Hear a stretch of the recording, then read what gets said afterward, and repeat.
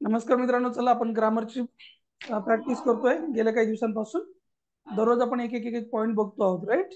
काल आपण काय बघितलं होतं? प्रेपोजिशन्स बघितले होते ना? येस हो नो सर. उत्तर देत चला. Yes sir. Yes sir. हो ना?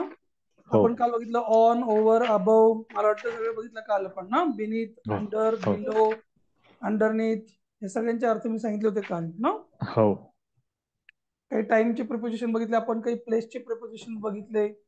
मला वाटतं अक्रॉस बघितला, बियॉन्ड बघितला आपण, विथ, विदिन बघितलं आपण. विदिन हो. म्हणजे वेळेच्या आत, within 2 days, within 3 days. Through बघितलं, थ्रू आउट बघितलं आपण, बघितलं की नाही? चला पुढे जाऊयात. एक एक गोष्टीसाठी आपला खूप सगळा टाइम वाया चाललाय ना. टाइम प्लेसच्या नंतर आहे डिरेक्शन. डिरेक्शन म्हणजे काय? दिशा. प्रिपोजिशन्स ऑफ डिरेक्शन, ज्या प्रिपोजिशन्स मधून एखादी दिशा समजते की ही गोष्ट एखाद्या दिशेने होते, त्याला म्हणायचं प्रिपोजिशन ऑफ डिरेक्शन. शिवाय त्याच्यानंतर नाऊन आलं पाहिजे. इथपर्यंत समजलंय ना सगळ्यांना? प्रिपोजिशनची ओळखच आहे की त्याच्यानंतर काय यायला पाहिजे? नाऊन यायला पाहिजे. ओके, बोला.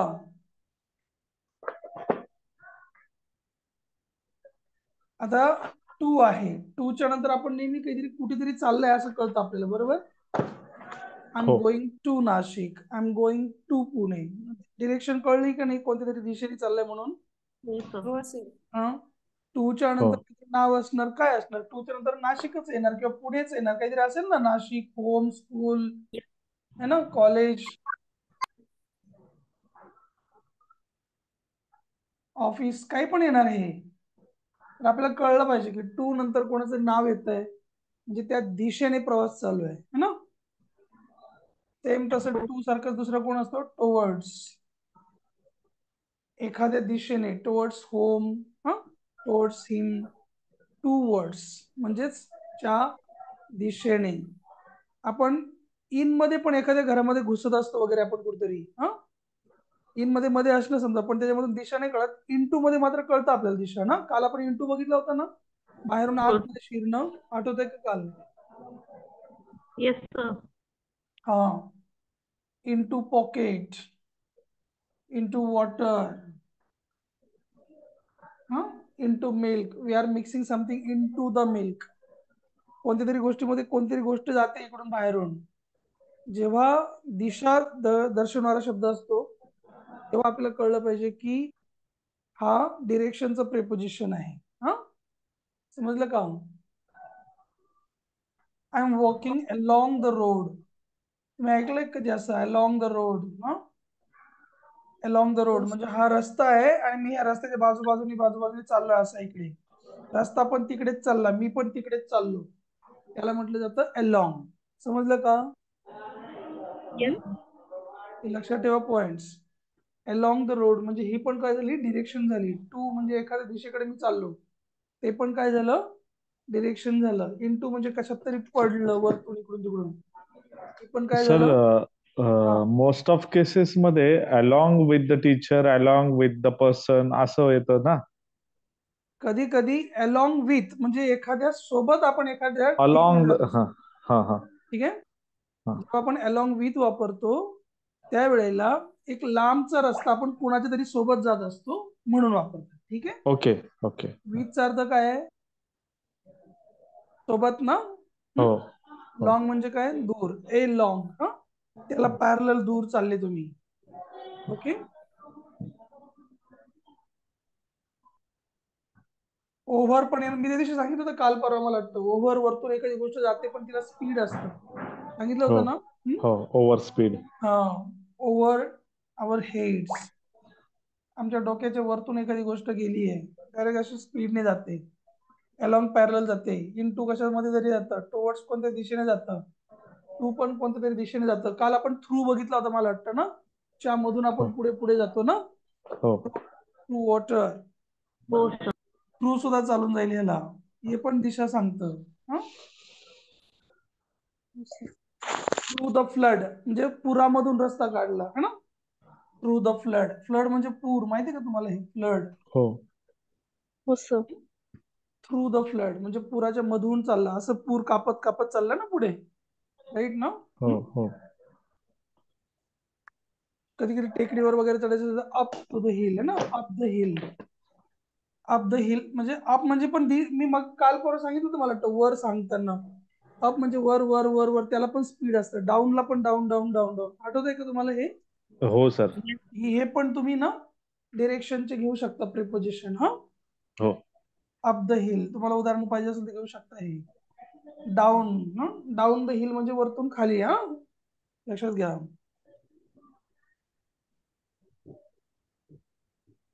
Down the ramp. रॅम्प पण असतो ना, रॅम्प माहितीये का? रॅम्प कशाला म्हणतात? रॅम्प माहितीये का? रॅम्प माहिती का नाही? रॅम्प असा उतार केलेला असतो, हा, त्यानंतर रॅम्प. तुम्ही जर जिल्हा परिषद शाळांमध्ये वगैरे जर गेला असाल कधी, तिथे किंवा कोणत्या पण सरकारी ऑफिसेस मध्ये बघितलं असेल तर अंध अपंग लोकांना चढता येत नाही, अपंग लोकांना कधी कधी, मग त्यांच्यासाठी एक चेअर असते, व्हील चेअर. बघितली का नाही तुम्ही? हो हो सर. व्हील चेअरला असं लोटत लोटत न्यावं लागतं ना. हो हो सर. हा, मग त्याला रॅम्प म्हणतात. मग त्या रॅम्पवरून आपण उतरू पण शकतो ना असं खाली, हो ओके नाही? Down the ramp, up the ramp असं म्हणता येईल. हा, एखाद्या गोष्टीपासून बाजूला व्हायचं असलं ना, त्याला ऑफ, ओ डबल एफ हा शब्द आहे, लक्षात घ्या. ऑफ म्हणजे च्यापासून दूर, लिहून ठेवा हे. ऑफ द हाऊस म्हणजे हाऊस पासून दूर. ऑफ म्हणजे दूर जाणे एखाद्या गोष्टीपासून. Get off it. हा, ऑफ म्हणजे एखाद्यापासून दूर होणे. Signing off. हा, आपल्याकडे ओ डबल एफ असेल तरच दूर होणे हा अर्थ राहील. हा, एकटा ओ एफ असेल तर मात्र होणार नाही. एकटा ओ एफ चा अर्थ काय होतो? चा, ची, चे, चा. डबल एफ चा असला तर त्यापासून दूर. तुम्ही हा शब्द ऐकला कधी? Switch off the fan. Yes sir. हो. मग त्याला हो. स्विच असतो एक ना, तो स्विच तुम्ही असं दूर करून टाका इकडे, आणि जेणेकरून तो फॅन काय होऊन जाईल? बंद होऊन जाईल. स्विच ऑफ करा, स्विच त्याच्यावर ठेवा, त्याच्यावर आणला तर ऑन होऊन जाईल. त्याच्यापासून दूर नेला तर काय होऊन जाईल? ऑफ. ऑफ होऊन जाईल. हा, स्विच ऑफ इट. ठीक आहे, टर्न ऑफ इट है ना. असं टर्न टर्न ऑफ. करा की ते बाजूला गेलं पाहिजे, टर्न ऑफ होऊन जाईल. हे समजून घ्या. अराउंड असतो एकच्या भोवती है ना. अराउंड द स्कूल म्हणजे काय झालं याचा अर्थ? अराउंड द स्कूल, शाळेच्या शाळेच्या भोवती. भोवती. असं भोवती म्हटल्याच्या नंतर गरगर गरगर झालं का नाही? त्याला स्पीड आलं का नाही? दिशा आली का नाही एक प्रकारची? ना, हो तर भोवती दिशाच आहे ना. हा, हो हो ज्या शब्दामधून तुम्हाला दिशा दिसेल, अप आहे, डाऊन आहे, ईस्टवर्ड, वेस्टवर्ड, डाऊनवर्ड, हा, टूवर्ड्स, नुसता टू. ऑन टू पण असतो एक, ऑन टू. आठवतं तुम्हाला ऑन टू? मी सांगितलं तर मागे, वरतून वरती देऊन टाकले एखादी गोष्ट. माझ्या हातामध्ये काहीतरी होतं, मी दुसऱ्याला देऊन टाकले, घ्या, I give it on to him. हा, पास करणे. ऑन टू म्हणजे वरतून वरती देणे, हे लक्षात ठेवा. On to.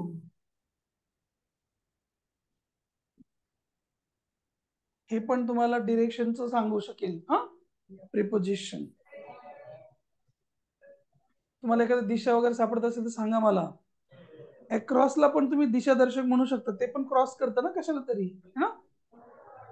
I am going across the road. जेव्हा तुम्ही अक्रॉस द रोड म्हणता, तुम्ही रस्त्याच्या पलीकडे चाललात, मग दिशा झाली ना एक प्रकारची, तिकडे पलीकडे हो जाणार आहे. अलॉंग साइड जर रस्ता, अलॉंग जर साइड असेल म्हणजे साइडच्या अलॉंग अलॉंग, रस्त्याच्या पण साइड, रस्त्याच्या पण अलॉंग, आणि अक्रॉस म्हणजे पण पलीकडे, ते पण चाललंच आहे तुम्ही. त्याला पण तुम्ही डिरेक्शनचं प्रिपोजिशन म्हणून घेऊ शकता. ओके, लिहून घ्या बरोबर बरोबर.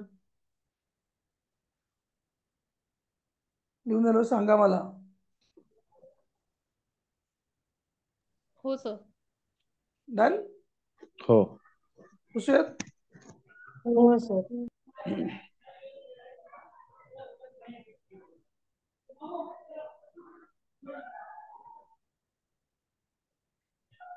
तो शब्द आपल्याला काय सांगतो? टाइम सांगतो की ठिकाण सांगतो का दिशा सांगतो? कधी कधी एखाद्या वस्तूने आपण एखादं काम करतो, बरोबर.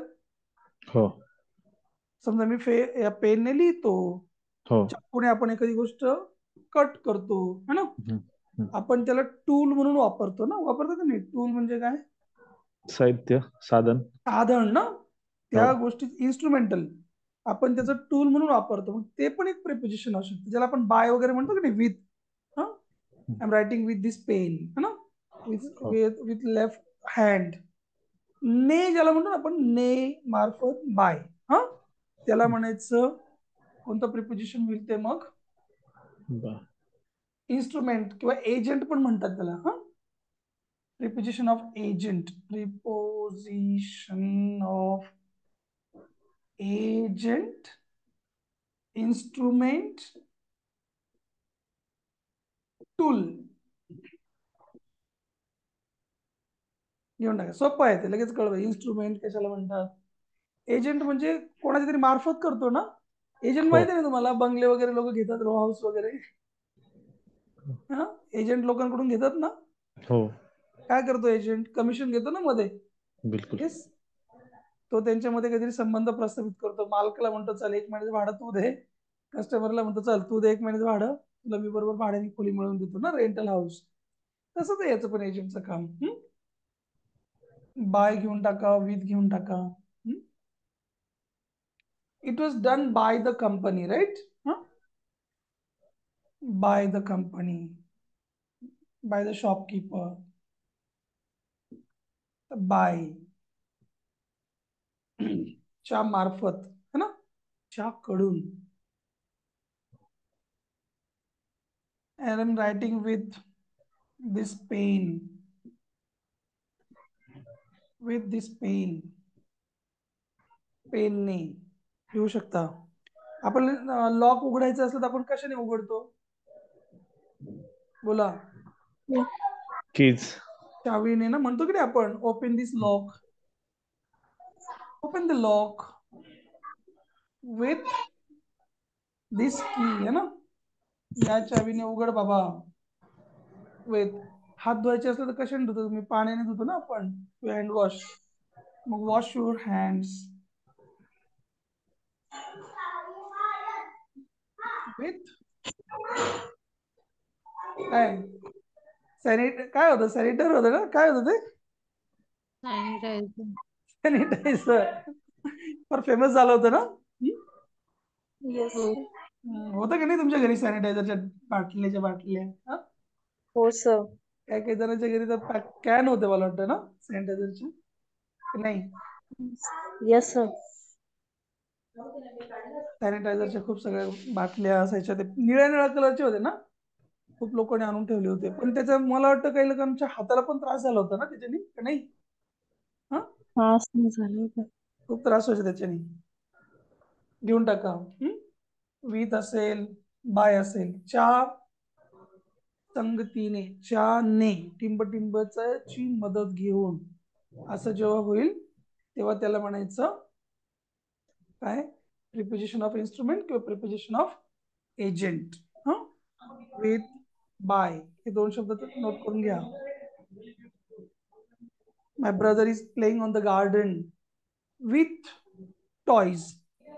आता विथ बॉईज म्हटलं ना, त्याला नाही म्हणता येणार. हा, पण विथ टॉयज म्हटलं ना, त्याला म्हणता येईल इन्स्ट्रुमेंट. बरोबर आहे की नाही? खेळण्यांसोबत खेळतोय ना तो, खेळण्यांची मदत घेऊन खेळतोय ना तो. ना, काहीतरी गोष्टीने खेळतोय ना, तो जो ने आहे त्याला म्हणतात इन्स्ट्रुमेंट, एजंट, टूल. ने झालं का लिहून? Sir no? हो सर, झालं सर. Very good. हो सर. एजंट, इन्स्ट्रुमेंट पाठ करून ठेवा. विथ आणि बाय असणार त्याच्यामध्ये. हा, एक असतो पर्पज वाला प्रिपोजिशन. हा, त्याचं रिलेशन दाखवतो तो, रिलेटिव्ह, पर्पज असं पण म्हणतात त्याला, ते पण घेऊन टाका. किती झालं आता? किती झाले? 5 झाले की 4 झाले? जे असेल 4 ते, झाले. जे असेल ते. हा, प्रिपोजिशन ऑफ पर्पज.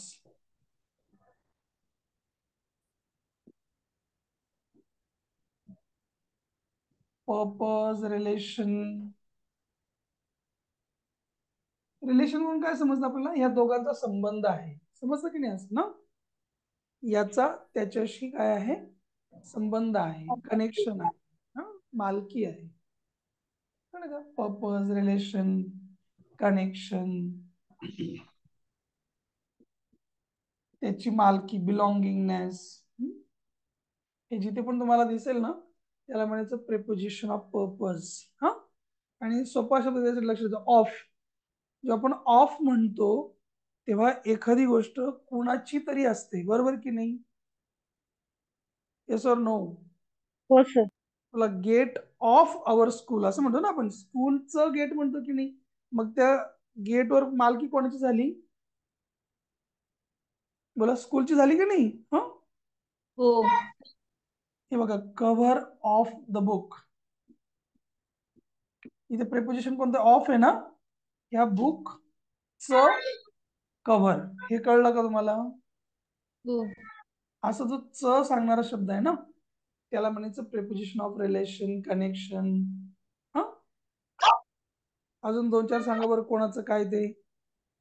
शक्यतो ना नॉन लिव्हिंग गोष्टींसाठी ऑफ वापरतात, ठीक आहे? राहुलचं पुस्तक म्हणायचं असलं आपण असं म्हटलं असतं ना, राहुल्स बुक, है ना? राहुल्स बुक म्हटलं असतं ना, ओके नाही? हे लक्षात ठेवा. परंतु जेव्हा निर्जीव, खास करून जी गोष्ट माणसं नाहीये त्याच्यामध्ये, खास करून एक एक सिंगल पर्सन नाहीये, थोडा मोठा भाग येतो, किंवा एखादं आता शहराची पॉप्युलेशन म्हणायचं, समजा नाशिकची पॉप्युलेशन म्हणायची, हा, तर काय म्हणावं लागेल? नाशिक पॉप्युलेशन म्हटलं तर एवढं बरोबर येणार नाही, करेक्ट येणार नाही, खास करून. हा, अगोदर पॉप्युलेशन म्हणायला पाहिजे, पॉप्युलेशन ऑफ नाशिक म्हणायला पाहिजे. बघा बरं, समजतंय का तुम्हाला हे? म्हणजे काय होऊन जाईल ते? नाशिकची पॉप्युलेशन होऊन जाईल. कळतंय का? सांगा मला फटाफट. हो सर. हो सर. हो सर. समजलंच पाहिजे, समजलंच पाहिजे. हा, घ्या लिहून. जेव्हा एखाद्याचं कनेक्शन कळेल तेव्हा ऑफ हे preposition of purpose, relation, connection, belonging आहे. अजून एक घेऊन टाकायच्यातलं, अबाउट पण असतं कधी कधी. अबाउट म्हणजे च्या बद्दल ना, हो की नाही? हो सर. हा, अबाउट म्हणजे च्या बद्दल. कोणाबद्दल? दिस इज अबाउट यू. मग तुझ्याबद्दल म्हणजे कनेक्शन लागलंच की नाही तिचं ना, तुझ्याबद्दल म्हणजे डायरेक्ट टच झालं एकमेकांना, हा ना. म्हणून about you, about India, about my father. हा, घेऊन टाका. अबाउटचे 2-3 उदाहरणं लिहा बरं. This is about the story, है ना, about the scene, about the movie. कुणाच्या बद्दल आहे? अबाउट हे सुद्धा काय झालं? प्रिपोजिशन ऑफ पर्पज किंवा रिलेशन. घेऊन टाका. ऑफचं पण तसंच. हा, कधी कधी आपण बिटवीनने 2 माणसांना जोडतो, आठवतं तुम्हाला? बिटवीन, बिटवीन म्हणजे दोघांच्या मध्ये ना. Yes or no? बोलत जरा. Yes sir. मग तिथे पण रिलेशन आलं की नाही लोकांचं, ह्या दोघांच्या मध्ये ना, हो ना? हो सर. त्याला पण हेच घेऊन टाकायचं, प्रिपोजिशन ऑफ पर्पज, बिटवीन, दोघांच्या मध्ये, है ना. बिटवीन मॉम अँड डॅड, डॅडा. मम्मी आणि पप्पांच्या मध्ये. मग आता मम्मी आणि पप्पांचं रिलेशन लागलं की नाही इथे? बोला, कनेक्शन लागलं की नाही? Hemant sir, yes sir. Mummy आणि पप्पांचा संबंध आला की नाही? इथे आला. इथे तुमचा संबंध आला की नाही? आला. इथे पण नाशिकचा संबंध आला की नाही? आला. ज्याचं दुसऱ्याशी रिलेशन, कनेक्शन, बिलॉंगिंगनेस, पर्पज लागेल त्याला म्हणायचं हे प्रिपोजिशन ऑफ कनेक्शन, रिलेशन. समजतंय का? Yes or no? Yes sir. Yes. बोलत चला, बोलत चला. हा, अजून बघा, दिस इज फॉर देम असं जर म्हटलं आपण, दिस इज फॉर देम, हे प्रोनाउन आलं, बरोबर? मग हे पण फॉर देम म्हणजे त्यांच्यासाठी झालं की नाही? यांचं कनेक्शन लागलं की नाही एकमेकांशी? हा, कनेक्शन लागलं की नाही फॉर म्हटल्या बरोबर? हा, for the society, for the society. आता मला सांगा, हा फॉर हा शब्द टाइम आहे का? नाही. प्लेस आहे का? नाही. कोणाला कनेक्टेड आहे? सोसायटीला कनेक्टेड आहे की नाही मला सांगा. हो. हम्म? जेव्हा असं कोणाला तरी कनेक्शन असतं त्याचं, तेव्हा त्याला purpose of connection, purpose of preposition of connection, preposition of purpose, relation असं तुम्ही म्हणू शकता. अमंग द बॉईज म्हणतो आपण ना, मुलांच्या मध्ये है ना. मग मुलांचा संबंध आला की नाही, कनेक्ट झाले की नाही मुलं त्याला, हे समजून घ्या. आता अमंग द बॉईज म्हटलं तर प्लेस पण म्हणून आपण त्याला वापरू शकतो आणि इथे कनेक्शन म्हणून पण त्याला वापरता येईल. हा, अमंग कोणकोणते बघितले आपण? ऑफ बघितलं, अबाउट बघितलं, बिटवीन बघितलं. बिटवीन म्हणजे दोघांच्या मध्ये. Among For. घेऊन टाका, अमंग म्हणजे खूप लोकांच्या मध्ये ना. अजून कोणतं? फॉर बघितलं आपण है ना, ज्यासाठी असते एखादी गोष्ट. For you, this is for my baby, चालून जाईल. या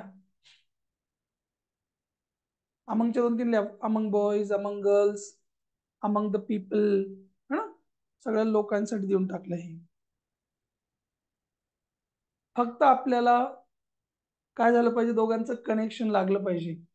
नंतरच्या माणसाबरोबर पहिल्या शब्दाचं जर कनेक्शन लागलं, याचा संबंध याच्याशी आहे, तुम्ही त्याला बिंदास preposition of purpose, relation, belonging, connection म्हणू शकता. कळतंय का बघा हे. अजून एक तुम्हाला सांगायचं असेल तर उदाहरणार्थ बघा, I am junior to you, I am senior to you, असं वाक्य ऐकलंय का तुम्ही कधी एखादीपर्यंत? हो सर. Junior senior. Junior Sir. लक्षात ठेवा, ज्युनियर आणि सिनियरला दॅन म्हणायचं नाही, हा टू म्हणायचं. Okay, I am senior to, I am junior to. मग आता आपण जर सपोज ज्युनियर टू म्हटलं, I am junior to you, म्हणजे मी तुम्हाला ज्युनियर आहे ना, मी ज्युनियर आहे कोणाला? तुम्हाला.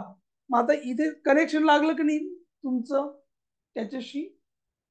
हो सर. मग जेव्हा असं असतं ना, तुम्हाला, तुमच्यापेक्षा, मग कनेक्शन लागलं तुमच्यापेक्षा, तर दॅन यू जरी असतं तिथं ना, हा ग्रेटर दॅन यू, तर दॅनला सुद्धा तुम्ही म्हणू शकले असते preposition of connection, relation. Hemant sir समजतंय का तुम्हाला? बोला फटाफट. हेमंत सर. सर हो, येस सर. एक रोहिणीताई क्वेश्चन समजतंय होता. का? हा, वेलकम. हो, हा. हा जो काही बिटवीन जो काही वापरलं जातं, त्याचं तुम्ही सांगितलंय का त्यांच्यामध्ये कनेक्शन पाहिजे. जनरली समजा एक वाक्य पेपरला येत असतं, समजा I sat between Ramesh and Sachin. बरोबर. बिलकुल. पण मग असं आपण तिथं काही रमेश आणि सचिनचा कसा तिथं कनेक्शन वगैरे असं? मग आता रमेश आणि सचिनच्या मध्ये बसले ना, हा हा बरोबर. तुम्ही हा त्याला बिटवीनला प्लेसचं पण वापरू शकता. ही प्लेस आहे दोघांच्या मध्ये, ही प्लेस आहे ना, हा जागा हा. आहे. Suppose the pen is between A and B, बरोबर, ओके. हा दोघांच्या मध्ये, म्हणून तुम्ही बिटवीनला काय म्हणू शकले? प्लेसचं म्हटले हा प्रिपोजिशन. हा तरी हा समजलं हा. का? बरोबर बरोबर. परंतु रमेश आणि सचिन हे दोघांशी कनेक्शन लागलं की नाही, याचं दोघांच्या मध्ये आहे की नाही हा पेन? हो हो हो. आहे ना दोघांचा संबंध एकमेकांशी. बिलकुल.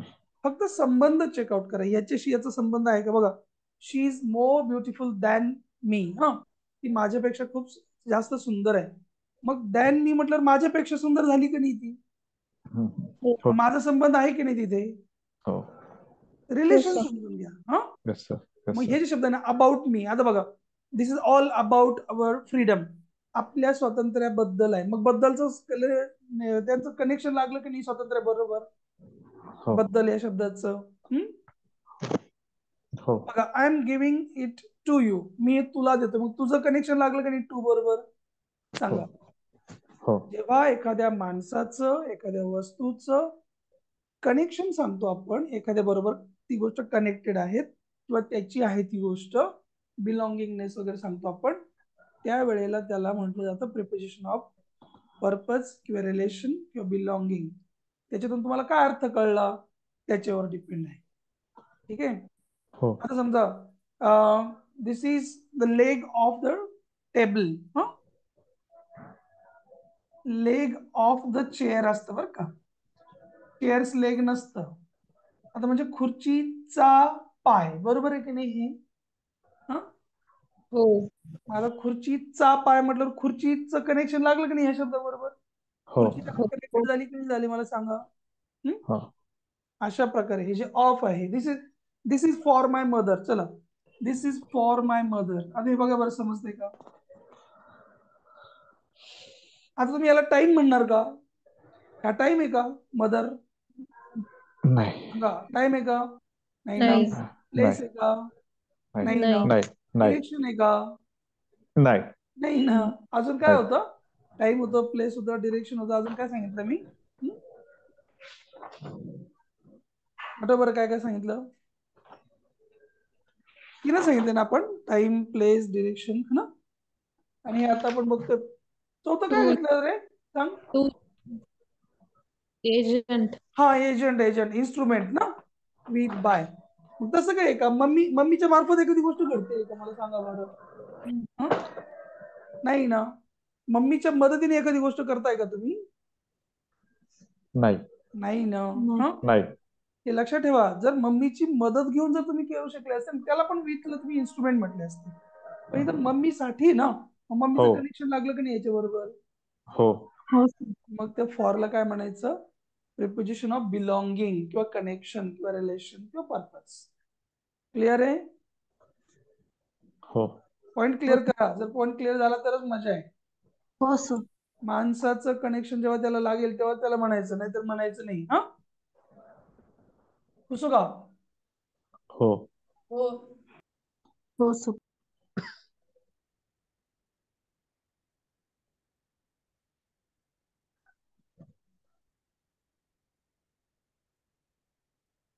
कधी कधी बघा, जे प्रिपोजिशन असतात ना, ते दूर गेलेले असतात. त्याला डिस्प्लेसमेंट ऑफ प्रिपोजिशन म्हणतात. ते पण समजून घ्या. हा,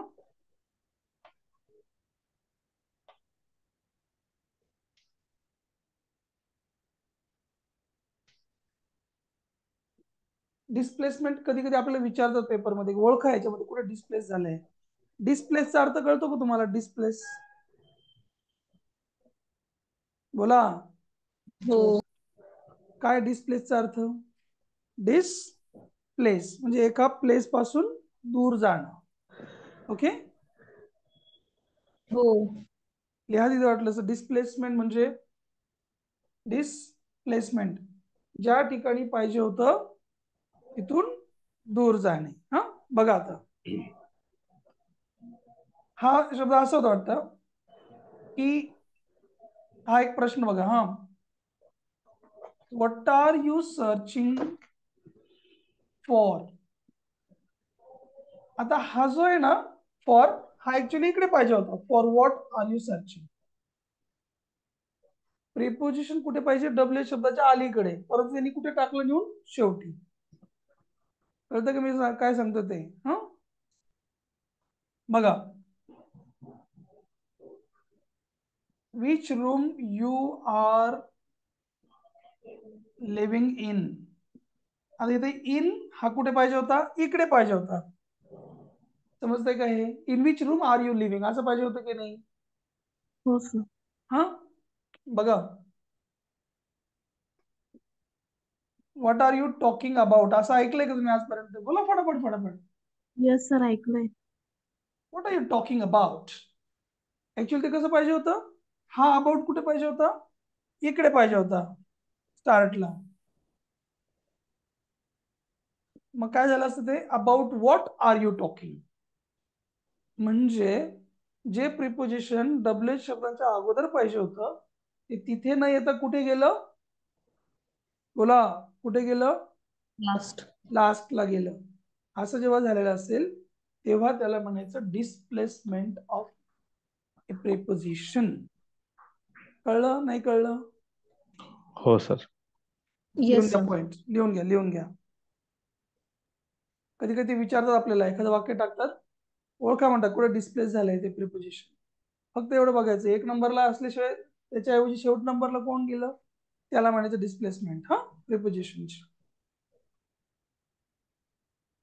लिहून घ्यायचं बरोबर बरोबर, 2-3 लिहा म्हणजे आपण पुढे जाता येईल. लिहून झाल्यावर सांगा मला.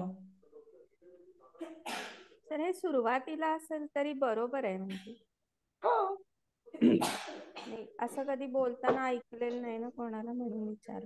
कसं म्हणजे सुरुवातीला प्रेपोजिशन घेऊन असं. अरे खूप वेळा म्हणतात ना. हा, in which hotel are you staying, असं ऐकलं नाही का तुम्ही कधीच? हो हे ऐकलंय, हो. पण हे जे तुम्ही दिलेत ना खाली अबाउट वगैरे. मग in which hotel you are staying आहे ना, which you are, which hotel are you staying in, असं पण करतात. अच्छा. तो इनला इकडचं तिकडे, तिकडचं इकडे आणतात. हा, दोन्ही बरोबर आहेत, ते काही काळजी करू नका. ठीक आहे.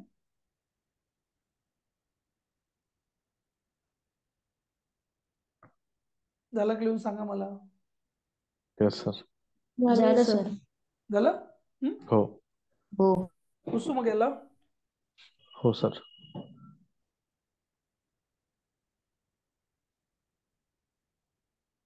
आता एक छोटासा महत्वाचा पॉइंट लिहून घेऊ आपण. हा, काही काही जागा अशा असतात, काही काही ऍक्शन्स अशा असतात की त्यांच्यानंतर आपण प्रेपोजिशन शक्यतो वापरत नाही. आता उदाहरणार्थ बघा. हा, असं वाक्य असलं, I entered in to the hall. हा,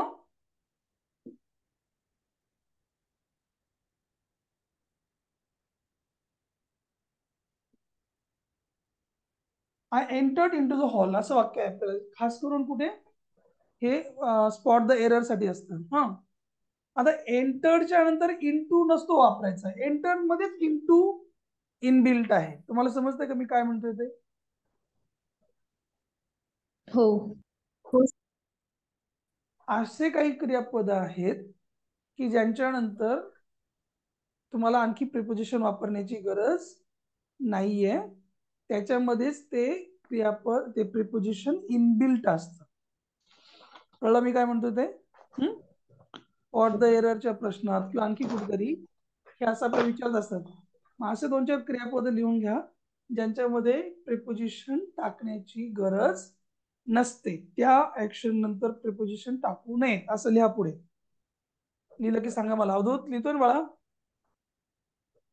हो सर, लिहितोय. लिहा. खालील क्रियापदानंतर 2-4 क्रियापद लिहू आपण. खालील ऍक्शन्स नंतर शक्यतो प्रिपोजिशन्स वापरूच नयेत. लिहून झाल्यावर मला सांगा लिहिलं म्हणून.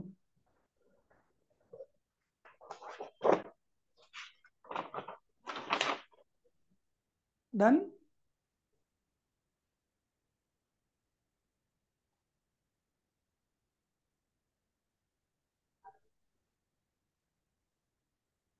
झालं ओके. हे वाक्य याच्यावरून कळलं का एंटर नंतर वापरू नये ना? एंटरच्या नंतर अजिबात प्रिपोजिशन वापरू नये. अजून बघा. हा, आपण असं म्हणतो की we discussed about the plan, असं म्हणतो की नाही आपण, we discussed about the plan. परंतु डिस्कस मध्येच अबाउट शब्द लपलेला असतो, म्हणून डिस्कस नंतर अबाउट वापरू नये. लिहा पॉइंट. हेमंत सर, कळतंय का मला सांगा? हो हो सर. डिस्कस मध्ये अबाउट असतो ऑलरेडी, त्यामुळे डिस्कस नंतर परत अबाउट वापरू नये. आपल्याला असं वाटतं त्याच्याबद्दल डिस्कस केलं, तसं नाही, तेच डिस्कस केलं, त्याच्याबद्दल नाही केलं डिस्कस. ती स्वतःच ती गोष्टच डिस्कस केली.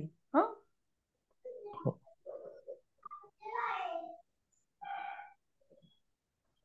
मॅरिज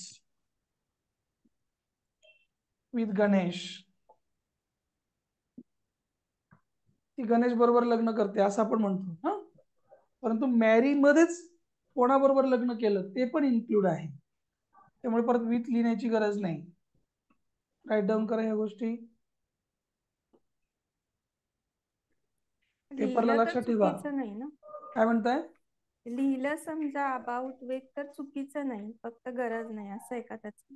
चुकीचं होईल ना मग गरज नाही म्हटल्यावर. अच्छा. गरज नाही म्हणजे चुकीचं आहे ना? ते मला वाटलं लिहिलं नाही लिहिलं तरी पण चालतं. नाही नाही नाही, तसं नाही. यांच्यानंतर येत नाही ते. हा, मग येत नाहीत म्हटलं म्हणजे चुकीचंच झालं ना. हो. मग आम्ही त्या मॅनेजरला भेटलो असं म्हणतो. We approached to the manager. आम्ही मॅनेजरला अप्रोच झालो म्हणतो की नाही आपण, आम्ही त्यांना अप्रोच झालोय ना, म्हणजे जाऊन समक्ष भेटलो त्यांना जाऊन. इथे टू म्हणण्याची गरज नाही. हा, अप्रोच नंतर काही वापरण्याची गरज नाही. अप्रोच मध्येच एखाद्याला भेटणे हे पण इन्क्लूड असतं. लॅकिंगच्या नंतर पण आपण वापरत नाही. लॅक, ही लॅक्स ऑफ कॉन्फिडन्स असं म्हणतो आपण, है ना. तसं नसतं ते. ही लॅक्स द कॉन्फिडन्स असतं, ही लॅक्स कॉन्फिडन्स असतं. लॅक म्हणजे काय? कमतरता असणे एखाद्या गोष्टीची, चा अभाव असणे. चा अभाव असणे.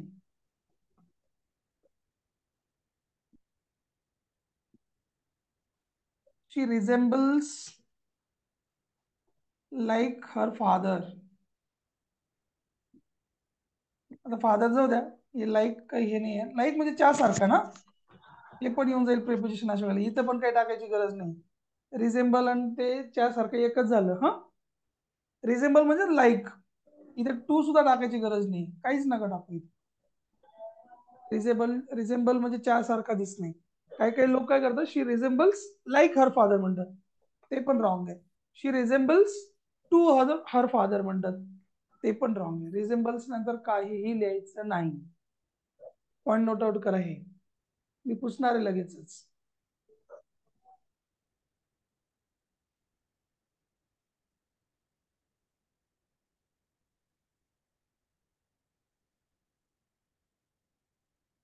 झालं का?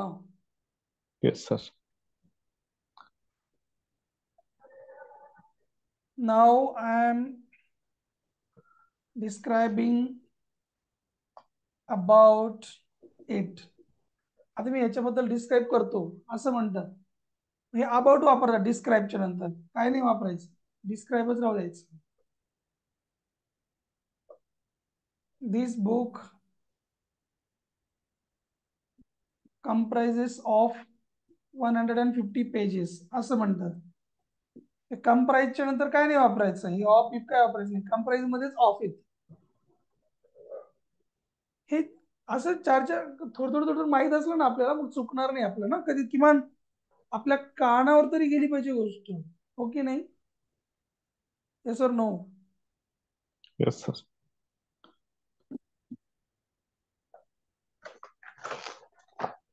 किमान आपण ऐकलेली तर असली पाहिजे का नाही?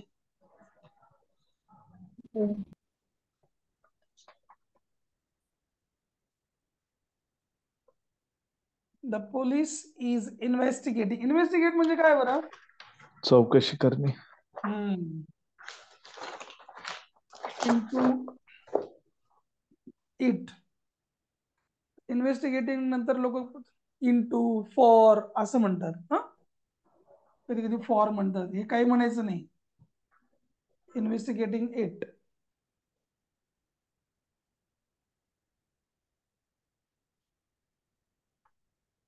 इन्व्हेस्टिगेट म्हणजे चौकशी करणे. जास्त जोरात जाऊ.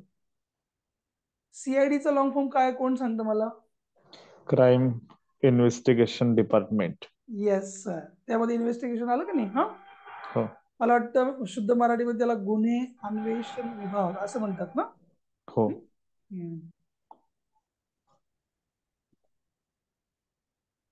I didn't sign the document म्हणायचं डायरेक्ट. इथे ऑन द डॉक्युमेंट मध्ये काय काय लोक त्याला I didn't sign on the document म्हणतात की नाही? हो. साइनच्या नंतर ऑन बिन म्हणण्याची काही गरज नाही, नुसतं साइन. डिमांडच्या नंतर पण काही म्हणायची गरज नाही. अटॅकच्या नंतर, इन्व्हेडच्या नंतर काही म्हणत नसतात.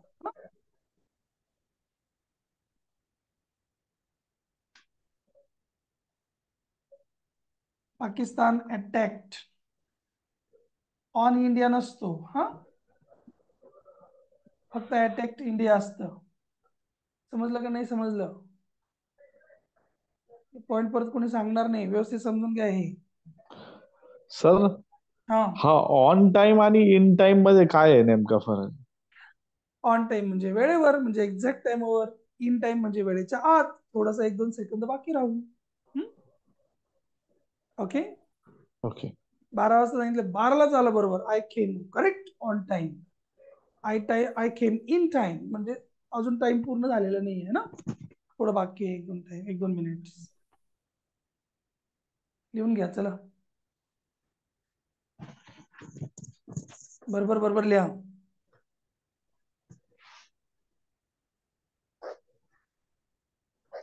झाल्यावर सांगा.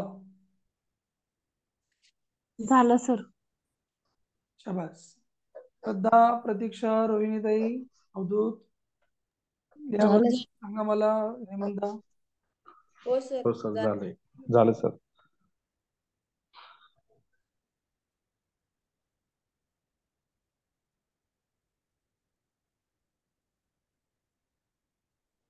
मला वाटतं आपण प्रिपोजिशन बद्दल बऱ्यापैकी डीप मध्ये बघितलंय, राईट? हा. हो. प्रिपोजिशन काय काम करतं? शब्दयोगी अव्यय आहे, शब्दाला जोडून मराठीमध्ये शेवटी येतं, इंग्लिशमध्ये अगोदर येतं ना. काही सिंगल असतात त्याला आपण सिंपल म्हणतो, काही काही डबल असतात त्यांना आपण कंपाऊंड म्हणतो, राईट ना. वेगवेगळ्या प्रकारचे आपण प्रिपोजिशन्स पाहिलेत, त्याचे टाइप्स पण पाहिले आपण. टाइम सांगणारे, प्लेस सांगणारे, इन्स्ट्रुमेंट सांगणारे ना, अजून डिरेक्शन सांगणारे बघितले आपण, है ना. बघितले की नाही एवढे सगळे? हो. वेगवेगळे. आता आपण शेवटी कोणतं बघितलं? हे ज्याच्यामध्ये प्रिपोजिशनच नसतं त्याला म्हणतो आपण ओमिटेड. चला आता थोडं पुढे जाऊयात. आता एकच ठिकाणी किती वेळ राहणार ना. पुढचा भाग काय? आता पुढचं काय पार्ट ऑफ स्पीच सांगा. प्रिपोजिशन आता कंजंक्शन ना. हो. स्पेलिंग सांगा कंजंक्शनचं पटापट. CONJUNCTION. कंजंक्शन. काही काही जण त्यामध्ये एन नाही लिहित. काय होतं काय माहिती त्यांना मध्येच. कंजंक्शनला काय म्हणतो आपण मराठीतून? उभयान्वी अव्यय. क्या बात.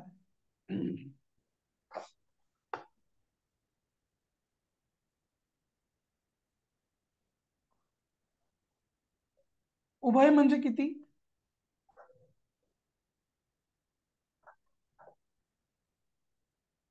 माहिती की नाही? उभय म्हणजे किती? 2. अन्वय म्हणजे काय?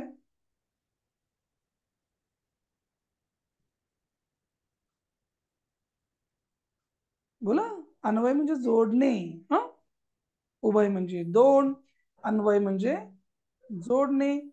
अव्यय म्हणजे काय बरं? अव्यय माहितीये का? म्हणजे नाही, व्यय म्हणजे खर्च होणे.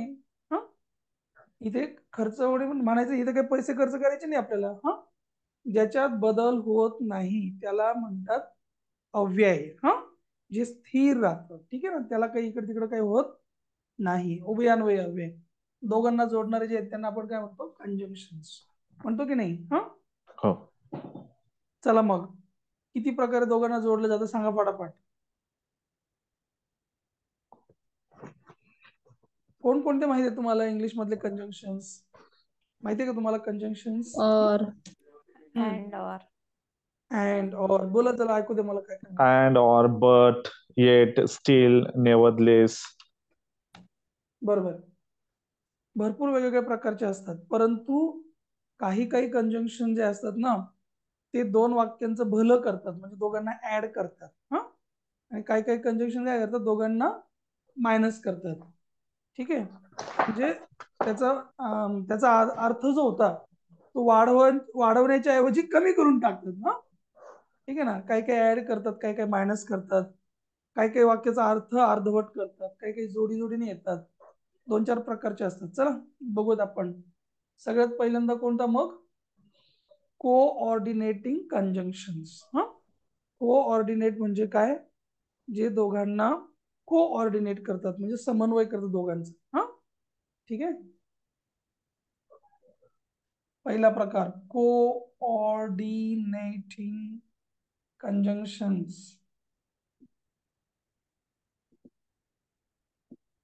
जे कंजंक्शन्स 2 वाक्यांना ऍड करतात, दोघांना समान पातळीवर ठेवतात, याचे वैशिष्ट्य लिहून ठेवा. ते काय करतात? ऍड करतात.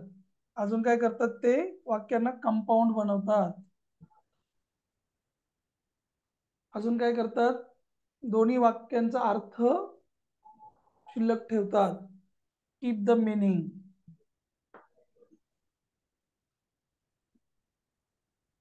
Of both sentences. लिहा लिहा लिहा.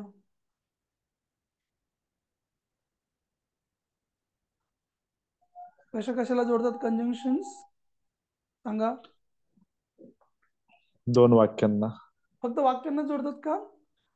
लिहून घ्या, हे पण माहित नसेल तर. 2 शब्दांना जोडतात, 2 फ्रेजेसना जोडतात, 2 क्लॉजेसना जोडतात. हा, वर्ड्स, फ्रेजेस, क्लॉजेस या तिघांना जोडतात कंजंक्शन्स.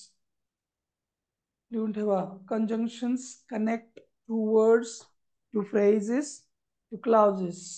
लिहा. लिहिल्यावर सांगा. हो सर. लिहिलं का? हे पुसू का? Yes sir. हो सर.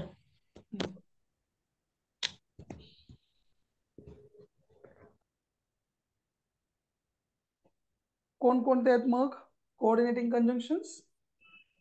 पेन बॉईज हे बघितलेत आपण खूप वेळा, तरी पण चला ज्यांना माहित नाही त्यांच्यासाठी. इतके आहेत कोऑर्डिनेटिंग कंजंक्शन्स. सांगा मग.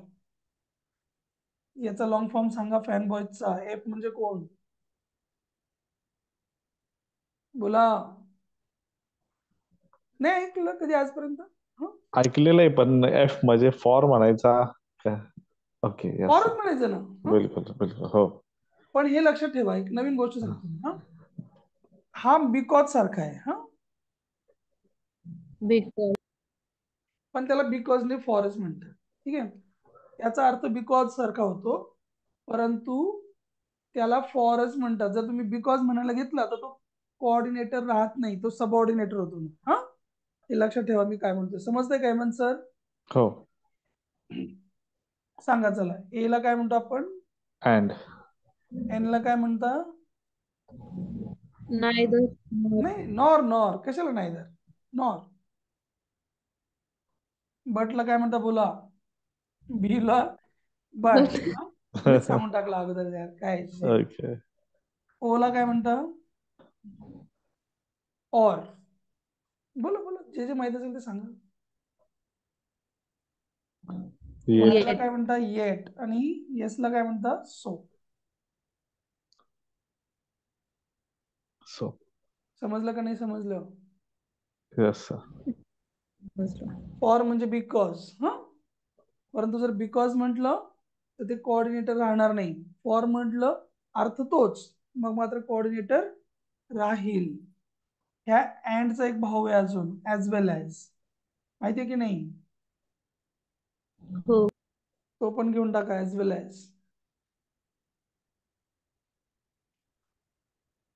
अँड म्हणजे आणि, ऍज वेल ऍज म्हणजे त्याच बरोबर. अँड आणि ऍज वेल ऍज एकच. ठीक आहे. राम अँड श्याम म्हणजे राम ऍज वेल ऍज श्याम. नॉर, नायदरचा पुढचा भाग आहे ना नॉर. नॉरच्या वाक्यामध्ये पहिलं वाक्य निगेटिव्ह येतं, मग आपण पुढे नॉरने सुरुवात करू शकतो. 2 वाक्यांच्या मध्ये जोडायचं नॉर. मला आवडत पण नाही, मी खात पण नाही असं म्हणायचं असल्यावर, I don't like it nor I purchase that. Nor. But पण आपल्याला माहिती आहे ना, परंतु. राईट. और. ह्या ऑरला कधी कधी आपण अदरवाईज असं म्हणून पण वापरतो. लक्षात ठेवायचं.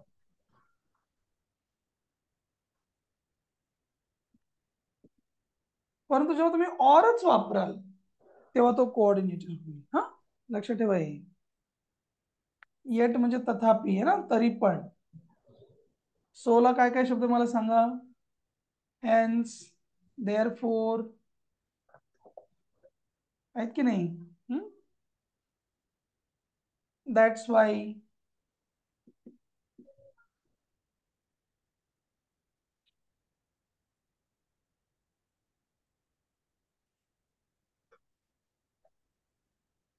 हे सगळे कोऑर्डिनेटर्स आहेत. त्यांनी 2 वाक्य ऍड होतात, त्यांनी 2 वाक्य कंपाऊंड बनतात. मगाशी लिहिलं ना आपण, they make 2 sentences compound.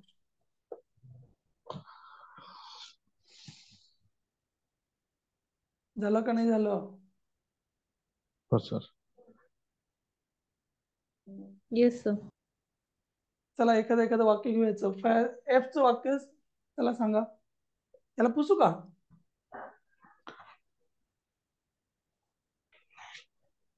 Shall I rough it? हो sir.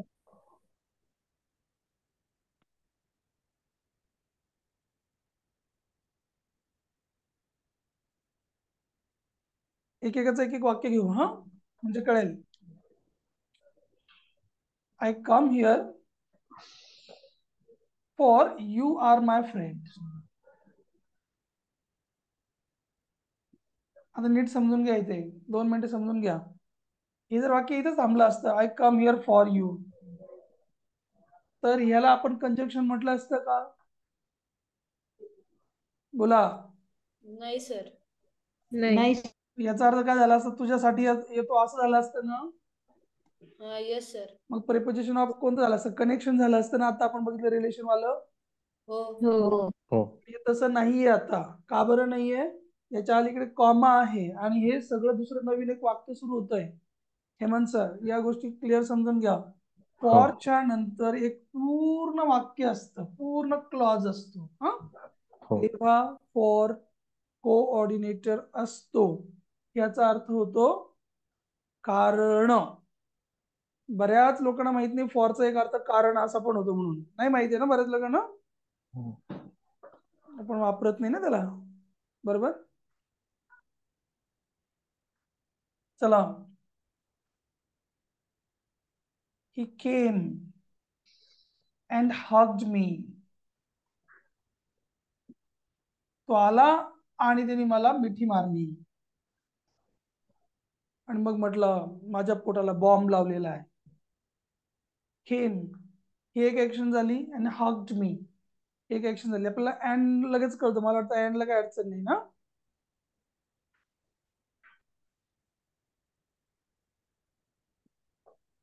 I don't like that. Nor I watch it. Nor I watch that. काही पण म्हणा, इट म्हटलं तरी चाललं असतं. मला आवडत पण नाही आणि मी ते बघत पण नाही. हा,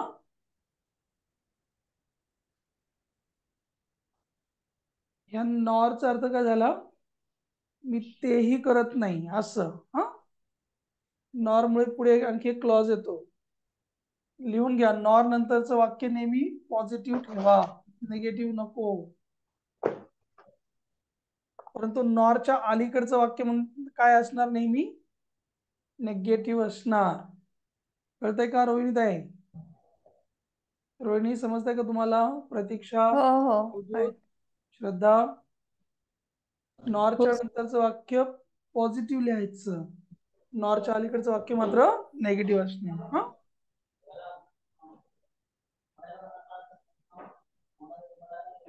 चला. इट्स रेनिंग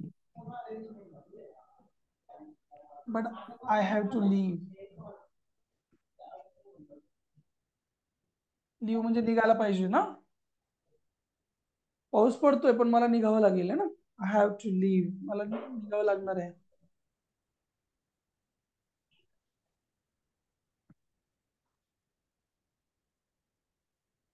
या बरोबर येऊन झाल्यावर मला सांगा.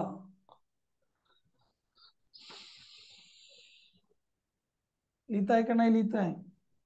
हो सर. आपण जेव्हा और वापरू तेव्हा त्याचा अर्थ अदरवाईज या अर्थाने घ्यायचं. हा, जास्त बेटर राहील, होऊ शकतो. Get out. और जरी डायरेक्ट म्हटलं, और आय कॉल द पोलीस, और स्टे हिअर फॉर एव्हर, काही पण टाका. थांब किंवा नाही तर मी पोलिसांना बोलवेन.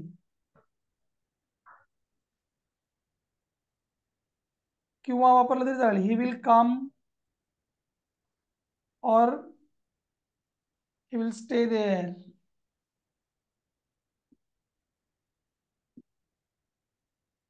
और आला मध्ये. और आला वाक्य कोणतं झालं? Compound sentence. हा,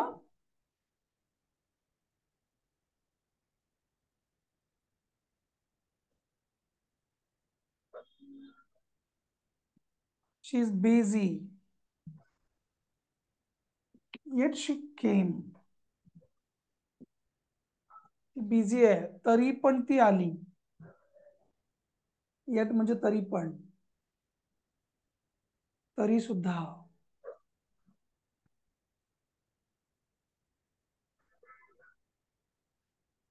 I love you so I scold you. माझा तुझ्यावर जीव आहे म्हणून तुला मी खडसावतो, झापतो, बोलतो, चिडतो तुझ्यावर. यांच्या अलीकडे कॉमा असतो हे लक्षात ठेवा. 99% वेळेला यांच्या अलीकडे कॉमा असतो.